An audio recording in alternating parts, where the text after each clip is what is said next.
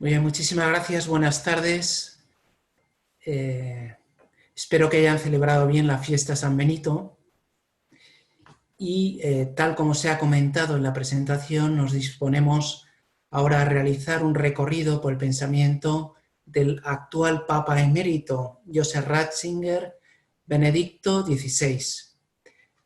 Veremos ahora, en primer lugar, la impronta monástica de su teología, que pienso que es bastante importante.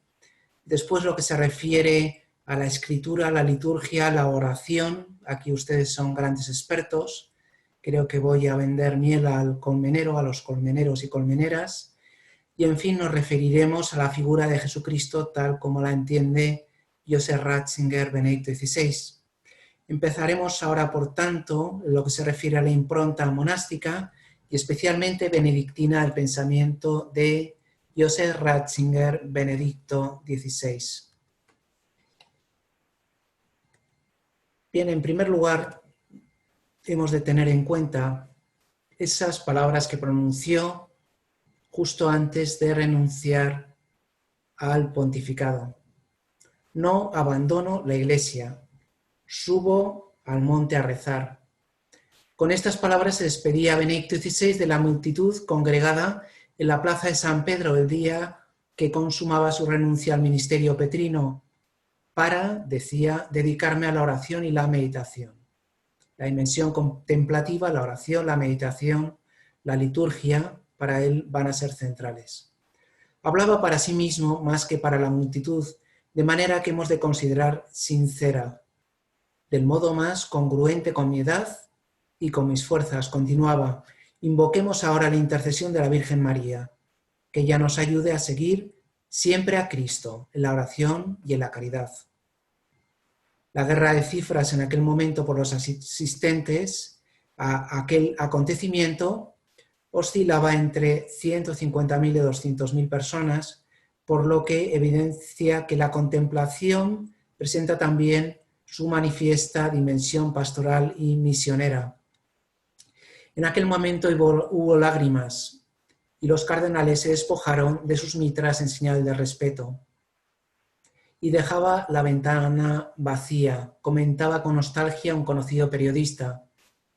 Ya no volveré a asomarse a ella. La ventana del Papa permanecerá cerrada hasta que vuelva a abrirla su sucesor. Es tan solo un cierre temporal. Por vez primera en varios siglos, no por defunción, sino por renuncia de su inquilino. No era, por tanto, un cierre obligado, sino querido y buscado. Benedicto XVI hizo sus últimos ejercicios espirituales con motivo de la Cuaresma de ese año de 2013, junto con la curia, predicados por el cardenal Gianfranco Ravasi, presidente del Pontificio Consejo para la Cultura, en la capilla Redemptoris Mater, situada en el Palacio Apostólico. El tema era Ars Amandi Ars Credendi, el rostro de Dios y el rostro del hombre en la oración de los Salmos. En la primera meditación, el cardenal Ravasi propuso una imagen bíblica para presentar el papel del Papa en la Iglesia. Moisés, que sube al monte para rezar por el pueblo de Israel, que en el valle combate contra Amalek, los amalecitas. De ahora en adelante sabremos que en lo alto del monte está su intercesión por nosotros. En efecto, Ratzinger había optado por el estilo Ravasi, comentaba un bloguero. Ese día 22 de aquel frenético mes de febrero, al final de los ejercicios espirituales, Benedicto XVI daba gracias a los miembros de la curia que lo acompañaban aquellos días y al predicador de los ejercicios. El Papa se refirió a las pláticas como hermosas caminatas por el mundo de la fe y el universo de los salmos. Me ha venido a la mente, dijo entonces Benedicto XVI, que los teólogos medievales han traducido la palabra logos no solo como verbum, sino también como ars. Verbum y ars son intercambiables. Solo las dos juntas aparece, para los teólogos medievales, todo el significado de la palabra logos. El logos no es solo la razón matemática, el logos tiene corazón. Logos es también amor, logos creativo, dirá. Verbum spirans amorem, decía San Agustín. La verdad es bella, verdad y belleza se dan la mano. La belleza es el sello de la verdad. Benedicto XVI afirmaba que estaba bien 3 meses después de su histórica renuncia, según una entrevista que el 8 de junio publicó en su edición digital el diario Bild Zeitung. Vivo como un monje, rezo y leo. Estoy bien, dijo al periodista del tabloide alemán. Se puede decir, le preguntaba a Peter Sebald, su confidente casi oficial, que Joseph Ratzinger, el hombre de la razón, un pensador original, se haya hecho monje, un hombre de oración al final de su vida, allí donde la oración no basta. Sí, exacto, fue su escueta respuesta. Recordaba ahí la importancia de la oración, de la liturgia, de la contemplación para la vida de la Iglesia. Sin embargo, el Papa emérito negó los rumores según los cuales comía poco, así como confirmó su sintonía con la visión teológica del Papa Francisco a reclamar la pobreza para la Iglesia. Es decir, hay que comer bien, ¿no? El psiquiatra y teólogo Manfred Lutz, que la había visitado en su retiro del convento Mater Ecclesiae, afirmó que el Papa emérito le había dicho: desde el punto de vista teológico, Francisco y yo estamos perfectamente de acuerdo. Vamos a ver ahora lo que se refiere de un modo específico a la herencia benedictina. El día de su elección, echamos unos años atrás, como sucesor de Pedro, 2005, sibi nomen imposuit benedictum. Salieron entonces a relucir todo tipo de interpretaciones sobre el nombre escogido y sobre la misión que el nuevo Papa debía desempeñar. Escogió para sí el nombre Benedicto. ¿Por qué? Algunos podían contar recuerdos especialmente próximos, casi premonitorios.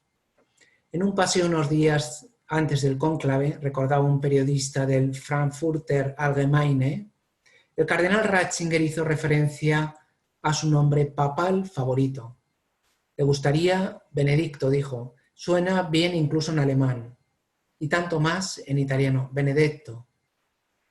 Y cuántas hermosas melodías se han compuesto para el Benedictus de la misa, añadió, por no hablar de San Benito, el padre del monacato occidental, quien vivió hace 1500 años. Además, el nombre tenía una bonita interpretación. Cualquiera que sea el elegido por los cardenales, después de invocar al Espíritu Santo, tendrá que pedir inmediatamente ser bendecido, pues de lo contrario será mejor que renuncie al cargo, reflexionó el cardenal. Un papa así sería el 16º, con ese nombre después de Benedicto XV, elegido a comienzos de la Primera Guerra Mundial y muerto en enero de 1922. Incluso con todo el respeto, supondría una variación después de un Juan, un Pablo, 2 Juan Pablos y muchos Píos en los siglos XIX y XX. Un Benedicto XVI le gustaría, dijo. Pero el cardenal no estaba hablando para sí mismo. Benedictus. En efecto, Benedicto XVI estaba pensando sobre todo en San Benito, el primer patrono de Europa nombrado por Pablo VI. Más adelante surgieron las interpretaciones y las exégesis de este nombre pontificio, como había explicado a la prensa el cardenal George de Chicago. Benedicto XVI hizo algo así en algún encuentro tras su elección. Benito vivió cuando el Imperio Romano se estaba derrumbando e intuyó el papel de la Iglesia para preservar toda una cultura a lo largo de los siglos. Todo el mundo se estaba desplomando y Benito contribuyó a que sobreviviera toda una civilización. La relación del nuevo Papa Benedicto XVI con Benito, glosaba, no era algo incidental. De joven seminarista había pensado la posibilidad de entrar en una abadía benedictina. Durante muchos años, el entonces cardenal Ratzinger hacía su retiro espiritual anual en la abadía benedictina de Seyern, situada entre Múnich y Ratisbona. El recuerdo y el ejemplo de San Benito y el rastro que Benito había dejado en su época ha tenido un gran influjo en la imaginación y en la espiritualidad del nuevo Papa. Benito el Evangelizador. San Benito de Nursia, el fundador de la Orden Benedictina en Italia, creó también un mundo de belleza, orden y amor que dejará su huella en toda Europa. De allí surgió un movimiento de evangelización hacia todo el continente. Según el santo fundador, uno de los grandes difusores de la vida monástica en Occidente, todo nacía de la conversión interior y en el caso de los monjes, de la separación del mundo. La soledad y el silencio harían el resto. El culto se encontraba íntimamente unido a la cultura. Entre los pueblos germanos, que entonces dominaban en la vieja Europa, despertaban al mismo tiempo extrañeza y admiración, pero creaban también un nuevo estilo de vida. El ritmo del día se dividía entre la oración, el trabajo y el descanso. El ora et labora era el lema que resumía su mensaje. La liturgia entendida como Opus Dei, como tarea divina, el trabajo visto como perfeccionamiento del mundo. Detrás había también un nuevo proyecto de hombre. Como consecuencia, según el santo fundador, toda persona y todo trabajo se harán igualmente dignos. Los benedictinos conservaron en medio de una presencia germana la cultura clásica pagana en clave cristiana, copiando libros y construyendo bibliotecas, inventando productos tan prosaicos como las granjas, la cerveza, el whisky o el champán, en una curiosa mezcla de ascetismo y optimismo vital. También el arte y la música tenían un gran protagonismo en aquella evangelización, pues había que construir una cultura cristiana. En un panorama político bastante disperso, San Benito creó para Europa una unidad superior más allá de las fronteras visibles. Sin embargo, existirá siempre una clara prioridad. Nos viene a la memoria la frase con que San Benito resumió la quinta esencia de su regla. Ustedes la conocen bien, ¿no? Operi Dei nil preponatur. No anteponerse en nada al servicio de Dios. Recordaba Ratzinger en una homilía de 1993. Ha de ser siempre lo principal. En el espíritu de San Benito, esta idea tiene también un carácter totalmente práctico en los casos que puedan surgir dudas. ¿Podríamos plantearnos duda? ¿No habrá algo más prioritario? Su respuesta era siempre no. Jamás podrá existir una cosa que sea más urgente que dedicar tiempo a Dios y dedicarse a servirle.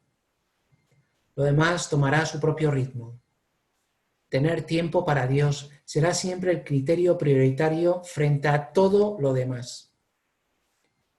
Benito vivió en una época de profunda decadencia humana y religiosa. La crisis moral, que incluía el aborto y el infanticidio, había provocado un rápido descenso de la natalidad. La juventud pensaba tan solo en disfrutar de sí misma, ya entonces, como ahora. El clero estaba corrompido y el cisma y la herejía al cabo de la calle. Muchos cristianos de aquella época se confesaban arrianos. El santo de Nursia sabía conjugar el ora et labora con el sucissa virescit, el trabajar y rezar con lo podado reverdece. Aquello que ha sido purificado crece, después con más fuerza, siempre y cuando vaya acompañado de nuestra oración y nuestro trabajo. Gracias a Benito de Nursia y a su prole espiritual, lo podado y caído por la invasión bárbara, volvió a reverdecer en una nueva y más noble cultura, el nacimiento de una Europa cristiana. Todo esto era profundamente inspirador para Benedicto XVI. Nil a Christo preponatur. Era una de sus máximas, que no haya nada por delante del amor a Cristo. Si tuviéramos que señalar una enseñanza central en la doctrina de San Benito, esta sería, sin lugar a dudas, el cristocentrismo.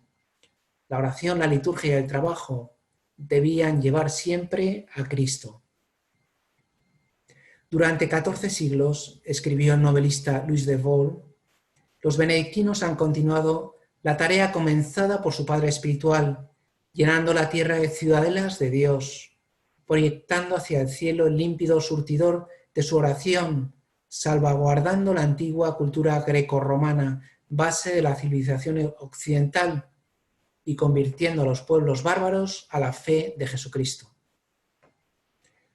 Ciudadelas de Dios, un buen nombre para designar los monasterios benedictinos, pequeñas ciudades donde vive especialmente Dios y se hace presente en un mundo en ocasiones alejado de los designios divinos. Un oasis en medio del desierto. El filósofo americano Alistair McIntyre, en su famoso libro After Virtue, después de la virtud, había escrito que más que esperar a Godot, como recuerda la famosa obra de teatro de Samuel Beckett, Occidente espera ahora un nuevo San Benito que le ayuda a recordar sus raíces cristianas. Pocos días antes, en 2005, en la Benedictina Subiaco, la cueva en que vivió San Benito, el cardenal Ratzinger había dicho un día antes de que muriera Juan Pablo II, casi de un modo profético. Lo que más necesitamos en este momento de la historia son hombres que, a través de una fe luminosa y vivida, hagan a Dios creíble en el mundo. Necesitamos personas cuyo intelecto sea iluminado por la luz de Dios y a quienes Dios abra el corazón de manera que su intelecto pueda hablar al intelecto de los demás y su corazón pueda abrir el corazón de los demás. Solo a través de hombres que hayan sido tocados por Dios, Dios puede volver entre los hombres. Necesitamos hombres como Benito de Nursia, quien en un tiempo de disipación y decadencia penetró en la soledad más profunda y logró, tras distintas purificaciones que tuvo que sufrir, alzarse hasta la luz y progresar. Succissa firescit, lo podado vuelve a reverdecer, era el lema benedictino. Hacía falta volver a las raíces espirituales, eliminando todo aquello que sea accesorio e innecesario. Es lo que se llama reforma desde la raíz, en la cabeza y en los miembros, entendida como poda o purificación. El periodista muniqués Alexander Kistler destacaba igualmente la dimensión espiritual del mensaje del santo de Nursia: búsqueda de interioridad, necesidad de la oración, espiritualidad litúrgica. Abrirse y sacrificarse, meditar, leer, rezar, celebrar la Eucaristía, estar atento a la llamada del que está cerca de la llamada de Dios. Así rezan los principios de la espiritualidad de Benito, de una santidad total y benedictina a la que tanto el fundador de la orden, nacido en Nursia, como el Papa que lleva su nombre, el 16º, con este nombre. Benito, Benedicto por europeo, bávaro y alemán. A Baviera se le llama Terra Benedicta Quia Benedictina. Baviera es una tierra bendecida por la cantidad de abadías benedictinas que alberga. Weltenburg, Seyern, Ettal, Andechs, pero sobre todo Benedicto, por cristiano, espiritual y profundamente cristocéntrico. Nil a Cristo preponatur. Los benedictinos tienen además una especial sensibilidad para el arte y la belleza, para la contemplación de la palabra, para vivir la liturgia y la oración. Estas podrían ser algunas de las razones. En parte, el mismo Benedicto XVI confirmó más adelante este pronóstico, aunque irá sobre todo a las raíces y a los motivos más profundos. San Benito es también muy venerado en Alemania, recordaba como Papa, y particularmente en Baviera, mi tierra natal. De este padre monacato occidental conocemos la recomendación que hizo a los monjes en su regla: no antepongáis absolutamente nada a Cristo. Al inicio de mi servicio como sucesor de Pedro concluía: pido a San Benito que nos ayude a mantener firmemente a Cristo en el centro de nuestra existencia, que lo ocupe el centro de nuestros pensamientos y de nuestras acciones. Un modelo para la misión. De igual manera, en una de sus catequesis sobre santos y autores cristianos, aprovecho aquí para presentar un volumen que acaba de salir ahora mismo. Este es Benedicto XVI, una historia de la Iglesia, grandes figuras del cristianismo. Son 2 volúmenes. donde en el primero aparecen los apóstoles, San Pablo, los primeros cristianos y los padres de la Iglesia, y en el segundo son los maestros medievales y autores de la época moderna y contemporánea. En todas estas catequesis, Benedicto XVI hizo todo un recorrido por la historia de la Iglesia, con unas semblanzas de, por ejemplo, de San Benito, de San Gregorio Magno o San Bernardo, están todos aquí, o como veremos también, habla de la reforma cluniacense, habla de la teología monástica, que veremos también brevemente, y entonces en estas breves catequesis iba dando como una serie de semblanzas que nos ayudan a recorrer toda la historia de la Iglesia desde su fundación por parte de nuestro Señor y con el envío del Espíritu hasta los momentos actuales, porque esto llega hasta el siglo XXI. Bien, cerramos el paréntesis publicitario y seguimos adelante. Benedicto XVI hablaba del fundador del monacato occidental y también patrono de mi pontificado. Ya saben quién es. Aludía allí a los testimonios de aquellos tiempos. San Gregorio Magno quiso ilustrar mediante el ejemplo de un hombre concreto, precisamente San Benito, la ascensión a las cumbres de la contemplación que puede realizar quien se abandona en manos de Dios. Por tanto, nos presenta un modelo de vida humana como ascensión hacia la cumbre de la perfección. De hecho, la obra del santo fundador y en especial su regla fueron una auténtica levadura espiritual que cambió con el paso de los siglos el rostro del viejo continente. Creó una nueva vida espiritual y cultural a partir de la fe que hoy llamamos Europa. De ahí el nombramiento en 1964 por parte de Pablo VI como patrono del viejo continente. Creó cultura material y espiritual que mejoró la vida de sus contemporáneos en una Europa caótica tras la invasión de los pueblos germánicos. El año 529 San Benito dejó Subiaco para asentarse en Monte Cassino, seguía recordando Benedicto XVI.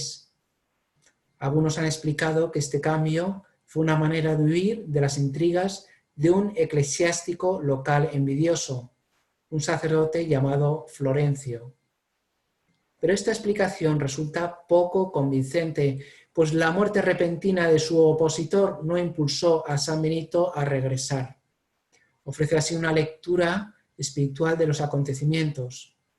En realidad tomó esta decisión porque había entrado en una nueva fase de su maduración interior y de su experiencia monástica. En todo el segundo libro de los Diálogos, San Gregorio nos muestra cómo la vida de San Benito está inmersa en un clima de oración, fundamento de su existencia contemplativa. Sin oración no hay experiencia de Dios. Pero añade, la espiritualidad de San Benito no era una interioridad alejada de la realidad. La oración nos adentra todavía más en la realidad, lo veremos. En la inquietud y en el caos de su época, Benito vivía bajo la mirada de Dios y precisamente así nunca perdió de vista los deberes de la vida cotidiana ni al hombre con sus necesidades concretas. Un místico capaz de estar en lo concreto, cuyo secreto era que toda su vida quedaba transformada en oración. Al contemplar a Dios, Benito comprendió la realidad del cristiano y de su misión. En su regla, seguía evocando el Papa Bávaro, se refiere a la vida monástica como escuela de servicio al Señor y sigue y pide a sus monjes que en nada se anteponga a la obra de Dios, una vez más. Es decir, al rezo del oficio divino o la liturgia de las horas. La vida litúrgica supone el centro de la propia existencia cristiana, el corazón que alimenta el resto del cuerpo, cabeza, manos, pies. A su vez, subraya que la oración es en primer lugar un acto de escucha y después debe traducirse en la acción concreta. El Señor espera que respondamos diariamente con obras a sus santos consejos. Así, concluía, la vida del monje se convierte en una simbiosis fecunda entre acción y contemplación para que en todo sea glorificado Dios. Con todo este bagaje espiritual y contemplativo podía procederse entonces a una intensa obra de evangelización, como la historia muestra abundantemente. Las primeras horas del pontificado, el nuevo Papa dio a entender que la Iglesia no debía volver a las catacumbas, sino moverse con soltura en la sociedad y en la vida pública, pero siempre partiendo de la oración y la contemplación. Apoyó en aquel entonces de modo decidido los esfuerzos de los obispos italianos en contra de la experimentación con embriones humanos.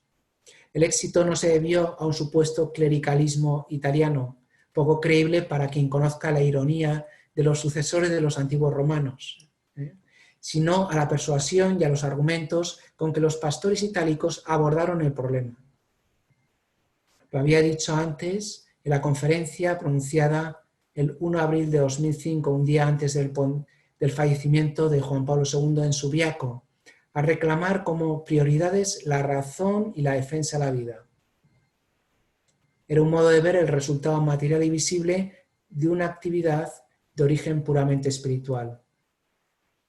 Tal vez este encuentro con la espiritualidad del Ora et Labora podía surtir un efecto parecido al del reality show de la BBC 2 inglesa titulado The Monastery, El Monasterio. Al convivir en una abadía benedictina, dos de los concursantes recuperaron la fe de niños. Un exterrorista se acercó más a Dios.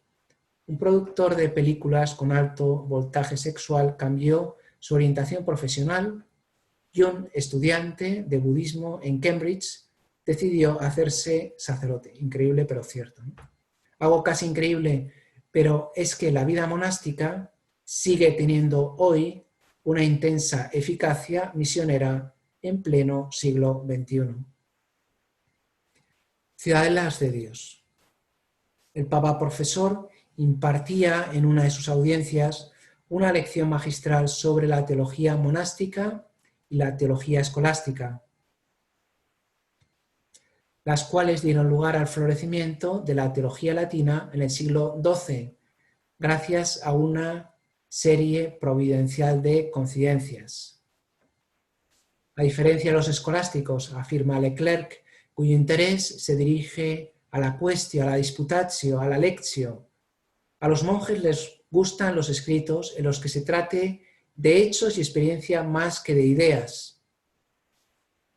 En los países de Europa occidental reinaba por aquel entonces una paz relativa que aseguraba a la sociedad el desarrollo económico y la consolidación de las estructuras políticas y favorecía una intensa actividad cultural, entre otras causas gracias a los contactos con el pensamiento oriental. Es el fermento que encontramos en el siglo XII. La luz de Oriente fecundó en aquel entonces la teología de Occidente. En la Iglesia se advertían los beneficios de la reforma gregoriana, promovida vigorosamente en el siglo anterior por un papa benedictino, que había aportado una mayor pureza evangélica a la vida de la Iglesia, sobre todo en el clero, y que había restituido a la Iglesia y al papado una auténtica libertad de acción. Además, iba difundiendo una amplia renovación espiritual. Nacían y se expandían nuevas órdenes religiosas, mientras que las ya existentes vivían una prometedora recuperación. La teología volvió también a florecer, concluía Benedicto XVI, y adquirió una mayor conciencia de su naturaleza, afinó el método, afrontó problemas nuevos, avanzó en la contemplación de los misterios de Dios, produjo obras fundamentales e inspiró iniciativas importantes en la cultura, desde el arte hasta la literatura. La teología se hace arte y poesía. ¿En qué consiste el programa de esta teología monástica? Todo el programa de la teología monástica, escribió Leclerc, consiste en el Quaerere Deum. Si recuerdan, este fue un auténtico mantra, o mejor dicho, un estribillo que repitió continuamente el discurso de los bernardinos en París, ¿no? Quaerere Deum, Quaerere Deum, quaerere Deum, ¿no? En una búsqueda que no acabará sino con la eternidad, pero que recibe ya su real satisfacción en una posición oscura, y ésta hace crecer el deseo que es aquí bajo la forma misma que reviste el amor. Dicho estímulo, dicho ambiente preparó las obras maestras del siglo posterior en Tomás de Aquino y Buenaventura de Bañorreño, por poner dos ejemplos, autores bien conocidos por el Papa Profesor.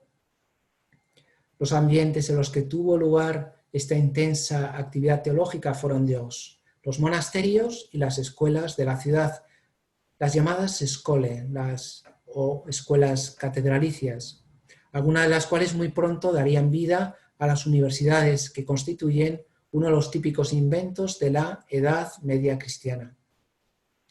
A partir de estos dos ambientes, los monasterios y las skole, se puede hablar de dos modelos diferentes de teología, la teología monástica y la teología escolástica. La primera se nutría de la lectio divina, que iba dirigida a la contemplación, mientras la segunda preparaba para la vida y la acción pastoral.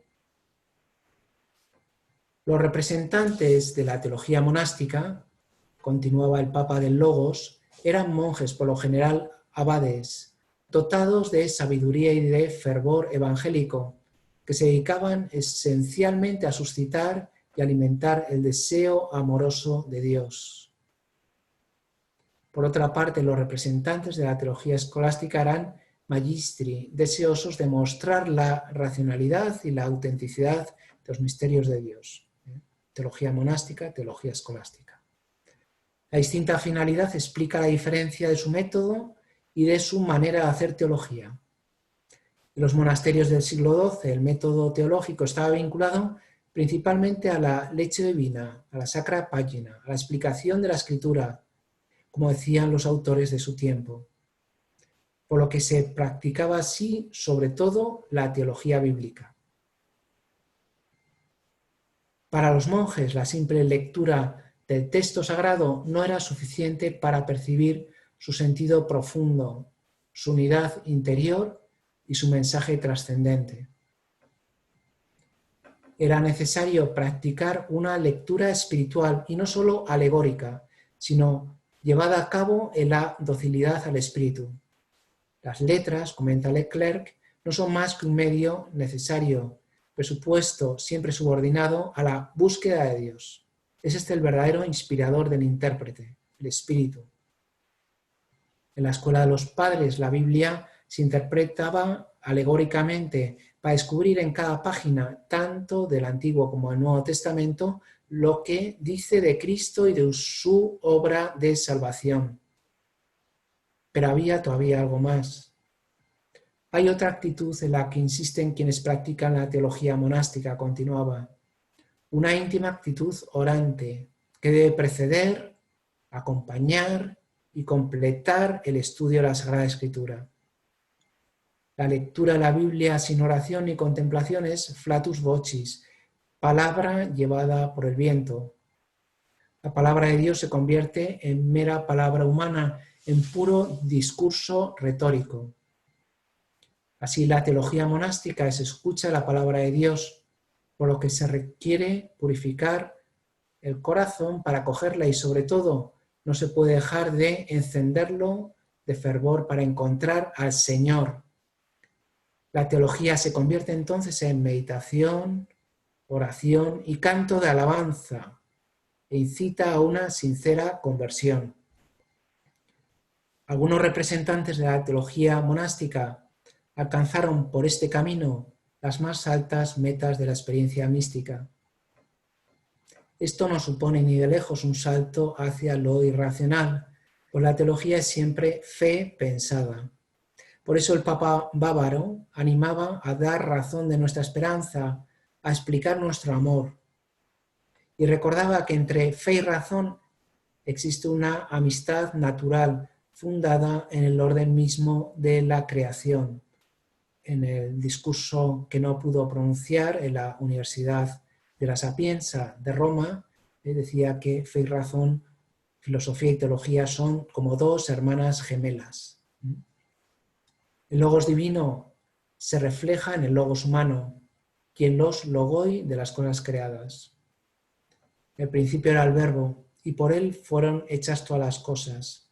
Y el verbo se hizo carne. Juan 1, 3, 1, Juan 1, 1, 3 y 14.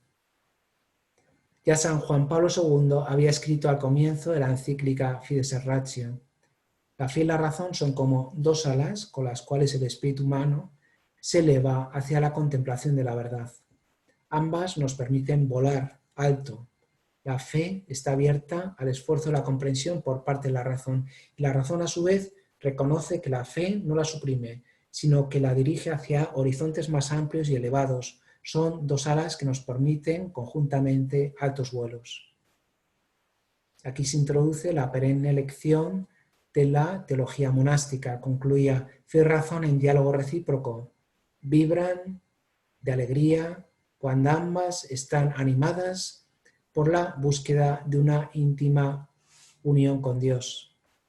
Cuando el amor vivifica la dimensión orante de la teología, el conocimiento que adquiere la razón se ensancha. Y aquí está el discurso de la razón abierta, de la razón ampliada, con unos horizontes mucho más amplios que la mera razón instrumental propia de la modernidad. La verdad se busca con humildad, se acoge con estupor y gratitud. En una palabra, el conocimiento solo crece si ama la verdad. El amor se convierte en inteligencia y la teología en auténtica sabiduría del corazón que orienta y sostiene la fe y la vida de los creyentes.